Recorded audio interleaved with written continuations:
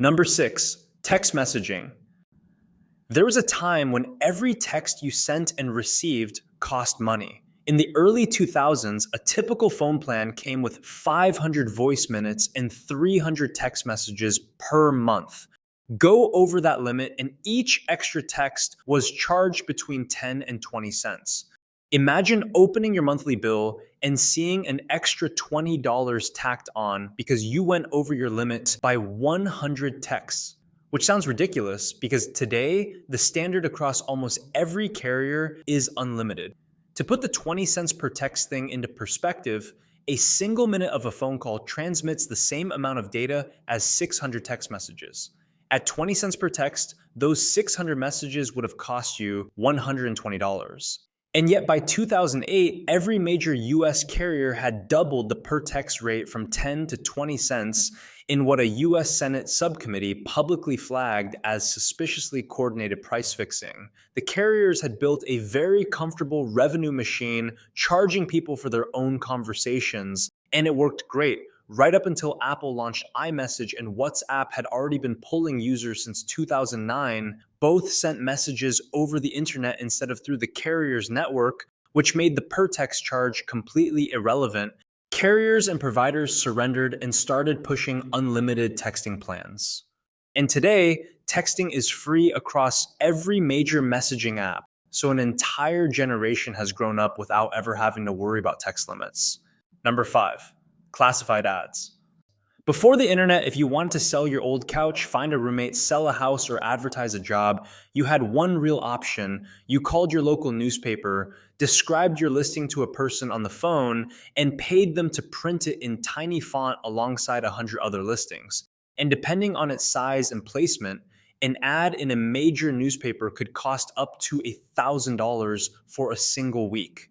It also had to be submitted by Thursday to make the Sunday paper. Missing that window meant you had to wait another week, but you willingly waited and paid because back then, newspapers were the primary source of news and information, offering the most exposure and visibility. So it's not shocking that at its peak in 2000, the entire classified advertising market was $19.6 billion, and it made up roughly 40% of the total newspaper ad revenue.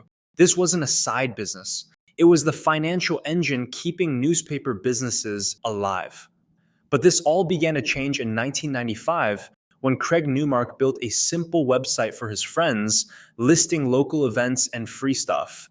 This simple website is Craigslist, and he kept growing by adding cities and categories. By the time newspapers realized Craigslist's growth was a threat, it was already too late. Between 2000 and 2007, Craigslist shifted an estimated $5 billion from newspaper classified revenue directly into consumers' pockets.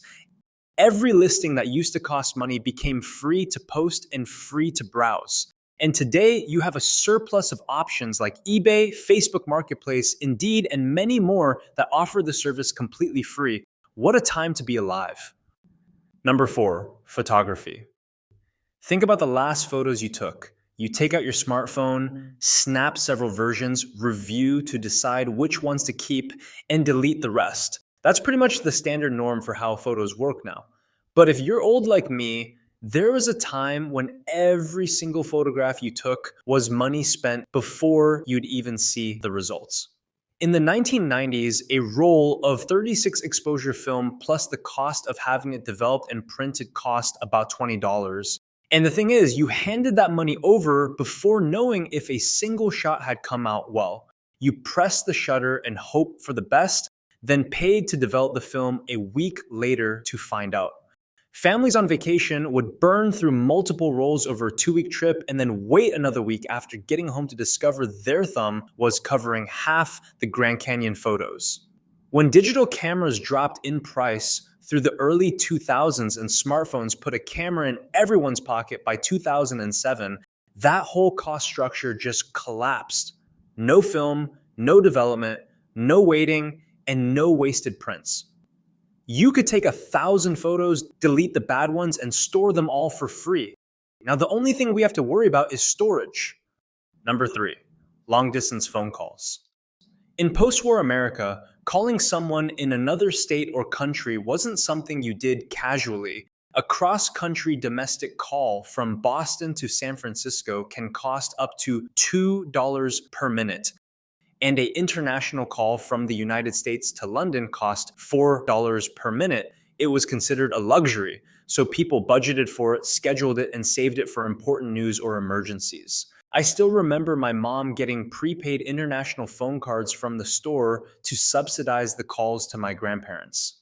Then in 1984, AT&T's monopoly broke up and competition pushed the prices down. By the 1990s, they had dropped domestic calls to as low as 5 cents a minute.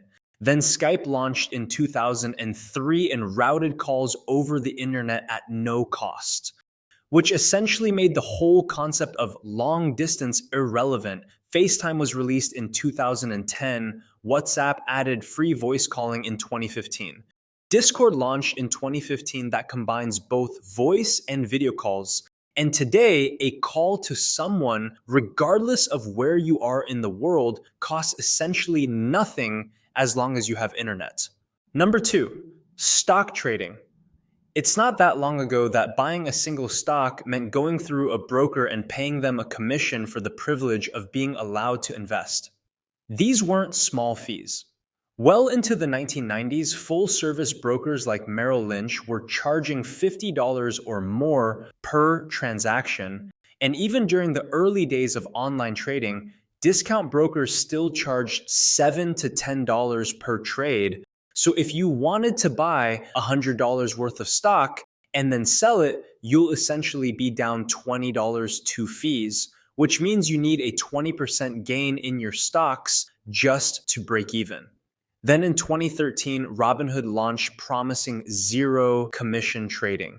The brokerage industry wasn't too worried. Within 5 years, Robinhood had 6 million users, most of them younger people who had never invested before, specifically because the fee structure made small amounts pointless.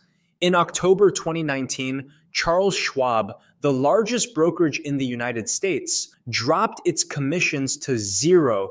Every major competitor followed. In a matter of months, an industry that had charged transaction fees for over 100 years scrapped the model.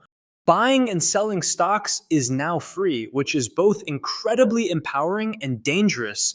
Just make sure to do your own research and stay away from Wall Street bets. Number 1, a world-class education. The knowledge taught at the world's best universities used to live exclusively inside those universities. If you wanted to learn from a professor at Harvard, you needed to get into Harvard, pay the tuition, and physically live close enough to attend the classes. The curriculum, the lecture notes, the problem sets, all of it stayed inside the institution. Education at the highest level was a privilege gatekept to the top 1% of the 1%. That required both a standard of excellence academically and enough financial resources. Then in 2001, MIT launched OpenCourseWare and put the actual course materials from their classes online for free and for everyone. Full courses along its syllabus, the lecture notes, problem sets, and exams. Not only was this unprecedented, but this was from one of the top universities in the world. And it's open to anyone with an internet connection. Then in 2008, Sal Khan started posting math tutorials on YouTube to help his cousin, and Khan Academy was born. Today, it offers free structured education from grade school through college level in subjects across math, science, history, economics, and more. World-class education is now freely available to everyone with an internet connection, and all you need is the drive, curiosity, and hunger. Thanks for watching. Like and subscribe to see more.